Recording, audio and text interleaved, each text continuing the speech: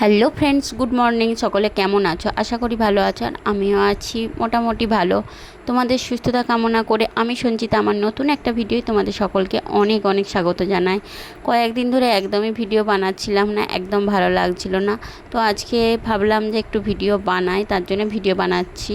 আর কয়েকটা ভিডিও যেগুলো ছিল জমা, সেগুলোই তোমাদের সাথে শেয়ার করছিলাম। আর অনেক দিতে লেট হচ্ছিলো বলে সত্যি সত্যি একদমই ভিডিও বানাচ্ছিলাম না, কারণ মন মেজাজও ঠিকঠাক ছিল না আর ইচ্ছাও করছিল না। আর এই গরমের মধ্যে পরিস্থিতিও আমার ঘরের এইরকম যে ভিডিও ঠিকঠাকভাবে এডিট করারও সময় নেই, ভিডিওতে ভয়েস দিবার মতনও সেই রকম ঠিকঠাকভাবে জায়গা পায় না। যখন সময় হয় তখন সুযোগ হয় না, যখন সুযোগ হয় সময় হয় না, এইরকম পরিস্থিতি হচ্ছে।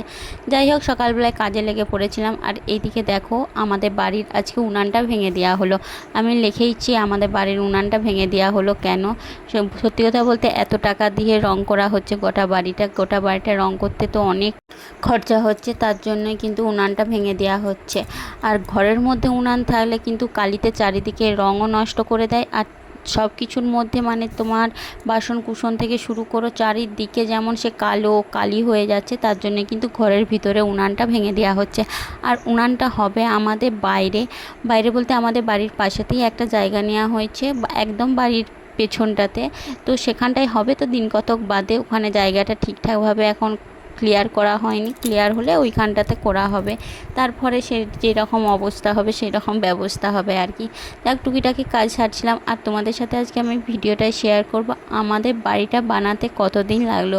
সত্যি কথা বলতে কি, আমাদের বাড়িটা বানাতে শুরু করেছে 2011 শেষ থেকে না 2012 প্রথম থেকে, আমি ঠিকঠাকভাবে জানি না, কারণ আমি বিয়ে হয়েছে 2013 আগস্টে। তখন আমাদের বাড়ির মোটামুটি 3টে রুম কমপ্লিট ছিল, নিচের তলা 3টে রুম কমপ্লিট ছিল। আর বাড়ির মধ্যে কিন্তু কোনো কিছুই ছিল না, সেই পুরানো ভাঙাচোরা বাথরুম, রান্নাঘর এরকম ছিল। শুধুমাত্র 3টে রুম ছিল ইলেকট্রিক, আর 3টে রুমের ভিতরে একটুখানি রং করা ছিল, বাস এইটুকুই ছিল। তারপর থেকে আমার দোতলা হয়েছে, পাশের যে রান্নাঘর পায়খানা বাথরুম থেকে শুরু করে পুরো কাজ হয়েছে। তারপরে তার দোতলার ওপরের চারিদিকের কাজ হয়েছে, পাথরের কাজ হয়েছে, আবার অবশেষে এতদিনে কিন্তু রঙের কাজ হচ্ছে। আর রঙটা হয়তো 1-2 বছর আগেতেই কমপ্লিট হয়ে যেত, কিন্তু আমি 1-2 বছর আগে আমি নিজেই বারণ করেছিলাম, কারণ এতটা সমস্ত কিছু পরিস্থিতির মধ্যে টানাহুড়ো চলছিল। আমিই বলেছিলাম যে 2 বছর একটু অপেক্ষা করো, কারণ এতটা টানাহুড়ো করে কিন্তু আমি সংসার চালাতে পারবো না। কারণ প্রচুর কষ্ট হচ্ছিল। এক তো নিজের হাজব্যান্ডের কাছে থাকতে পারি না, নিজেদের কোনো শখ সাধ মেটাতেই পারি না, তাছাড়া লোন না নিয়ে বাড়ি বানাতে গেলে কিন্তু প্রচুর কষ্ট হয়। যারা বাড়ি বানিয়েছে তারা কিন্তু জানে। আর এত বছর কেন লাগলো সেই সকলও সমস্ত কিছুই বলবো, কিন্তু এই ভিডিওটাই নয়, পরে এক একটা ভিডিওতে বলবো। কারণ একটা মানুষের উপরে যদি অনেক কিছুর দায়িত্ব থাকে, তাহলে কি আর সে একার পক্ষে সম্ভব হয়? তোমরাই বলো। একটা মানুষকে যদি একটা ঘরের জায়গায় 2টো ঘর করতে হয়, তার পিছনে কি সম্ভব হয়? সেরকম আছে অনেক কিছুই কারণ, সব কিছুই পরে একে একে বলবো। বাড়ির একজনের রোজগার করে যদি চারদিকটা সামলাতে যায় না, মাঝখান থেকে কি হয় বলো তো, যার স্বামী রোজগার করছে তার সমস্ত শখ সাধ কিন্তু একদম জলে চলে যায়। সেরকম আমার পরিস্থিতি। এই চাকরিওয়ালার ছেলে বিয়ে করলেই কী হবে, কোনো কিছু সে শখ সাধ কোনো দিনও মেটেনি, সেরকম পরিস্থিতি গেছে। কারণ 8টা বছর অনেকটা কষ্টের মধ্যেই কাটিয়েছি।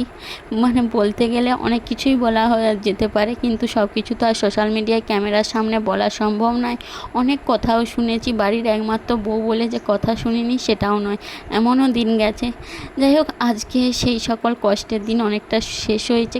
মুখ বুঝে অনেক কিছু সহ্য করেছি বলেই, চোখ বুঝে মুখ বুঝে, তাই আজকে নিজের জোর গলায় কিন্তু কথা বলতে পারি।